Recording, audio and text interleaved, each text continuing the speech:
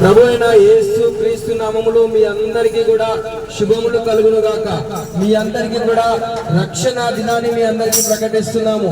ప్రభు అయిన యేసు క్రీస్తు అనే ఆ యొక్క నిజ దేవుడు రక్షకుడు 2000 సంవత్సరాల క్రితం ఈ లోకంలో ఆయన మానవుడుగా మనందరి కొరకు జన్మించాడు. క్రిస్మస్ సందర్భంగా మీ అందరికీ కూడా ఒక గొప్ప శుభవార్త ఏంటి అని అంటే, ఈ లోకంలో మన పాపములను మన శాపములను తీసివేయడానికి 2000 సంవత్సరాల క్రితం రక్షకుడైన ప్రభు అయిన యేసు క్రీస్తు ఈ లోకంలో ఆయన మానవుడిగా జన్మించి మనందరి కొరకు ఆయన శిలువలో మరణించాడు.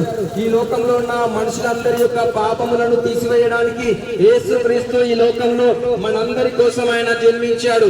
యేసు క్రీస్తు అనే ఆ యొక్క నిజ రక్షకుడికి సంబంధించిన ఆ యొక్క శుభవార్త ఈ రోజు మీ అందరి మధ్యలోనికి వచ్చి ఉన్నది. మీరు గనక టీవీ ఛానల్ చూస్తే మీ అందరికీ దుర్వార్తలు వినపడతాయి. మీరు గనక న్యూస్ పేపర్ చదివితే మీ అందరికీ ఆ యొక్క దుర్వార్తలు మీకు కనపడుతూ వినపడుతూ ఉంటాయి. కానీ ఈ రోజు మీ అందరికీ కూడా గొప్ప శుభవార్త ఏంటి అని అంటే, మన పాపములను విమోచించడానికి, మన పాపముల నుండి మనల్ని బయటపడేయడానికి, మన పాపములను తీసివేసి మనందరికీ కూడా నిత్య జీవాన్ని ఇవ్వడానికి ఆ యొక్క రక్షకుడైన ప్రభు అయిన యేసు క్రీస్తు అనే ఆ యొక్క నిజ దేవుడు, నిజ రక్షకుడు, ఆ యొక్క సత్యమై ఉన్న ఆ యొక్క మార్గమై ఉన్న యేసు క్రీస్తు మనందరి కోసం ఆయన 2000 సంవత్సరాల క్రితం ఈ లోకంలో జన్మించాడు. ఆయన జన్మించి మనందరి పాపములు తీసివేయడానికి ఆయన శిలువలో మరణించాడు. ఆయన శిలువలో గొప్ప బలియాగం చేసి ఆ యొక్క బలియాగం ద్వారా మన పైన ఉన్న పాపములను తీసివేశాడు. ఎవరైతే ప్రభు అయిన యేసు క్రీస్తు యందు విశ్వాసం ఉంచుతారో, నమ్మిక ఉంచుతారో, వారి యొక్క పాపములు క్షమించబడి ఒక రోజు వారు మరణించిన తర్వాత ప్రభు అయిన యేసు క్రీస్తు అనే ఆ యొక్క సత్య మార్గము ద్వారా వారందరూ కూడా నిత్య జీవానికి చేరుకుంటారు. యేసు క్రీస్తు ప్రభు ఆయన మరణించి మనలాగా మట్టిలో కలిసిపోలేదు.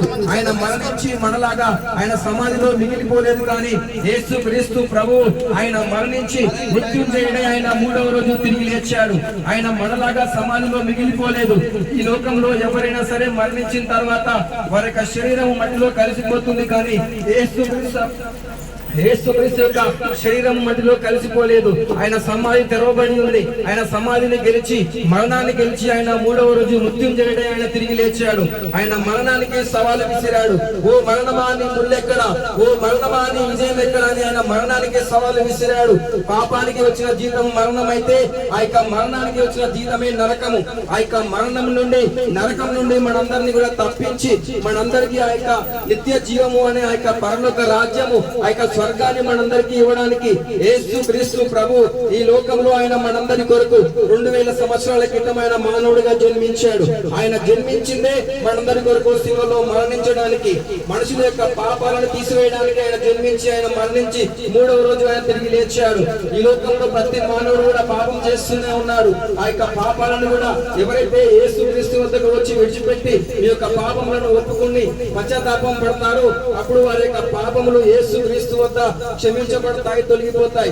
ఆ తర్వాత వారు గనక మరణిస్తే నిత్య జీవానికి చేరుకుంటారు. గనక ఆ యొక్క సత్యమై ఉన్న, నిజమై ఉన్న, ఒకే ఒక్కడై ఉన్న ఆ యొక్క ప్రభు అయిన యేసు క్రీస్తు అనే ఆ యొక్క నిజ రక్షకుడు, ఆ యొక్క దేవుడి గురించి మీ అందరూ కూడా తెలుసుకుని ఈ రోజే మీరు మారు మనసు పొంది రక్షించబడాలని మీ అందరికీ కూడా ప్రేమపూర్వకంగా తెలియజేస్తున్నాము. ఈ రోజే రక్షణ దినమై ఉన్నది. ఈ రోజే మంచి దినమై ఉన్నది. ఈ రోజే మంచి తరుణమై ఉన్నది. గనక మీ అందరూ కూడా యేసు క్రీస్తుని గురించి తెలుసుకుని రక్షణ పొందమని మీ అందరికీ కూడా ప్రేమపూర్వకంగా తెలియజేస్తున్నాము. ఆమేన్.